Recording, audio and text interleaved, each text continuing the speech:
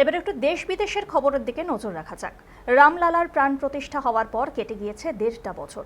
গত বছর 22শে জানুয়ারি রামলালার প্রাণ প্রতিষ্ঠা অনুষ্ঠিত হয়।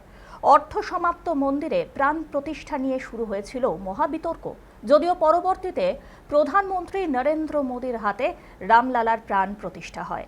1.5 বছর পর এবার দ্বিতীয় পর্যায়ে রাম দরবার এবং একাধিক মন্দিরের প্রাণ প্রতিষ্ঠা হতে চলেছে।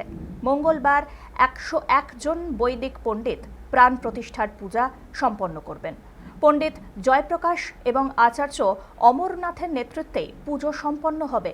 ইতিমধ্যেই ট্রাস্টের পক্ষ থেকে সাধারণ মানুষকে মন্দির পরিদর্শনে নিষেধাজ্ঞার কথা জানানো হয়েছে।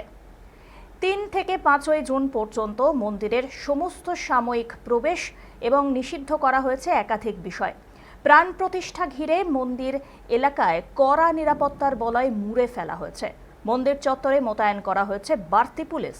প্রাণ প্রতিষ্ঠার আগে সরজু নদী থেকে কলস যাত্রা করে নদীর জল নিয়ে আসা হয় মন্দিরে। তারপরে শুরু হয় প্রাণ প্রতিষ্ঠার অনুষ্ঠান। প্রাণ প্রতিষ্ঠার বিভিন্ন অনুষ্ঠানে উপস্থিত থাকছেন উত্তরপ্রদেশের মুখ্যমন্ত্রী যোগী আদিত্যনাথ।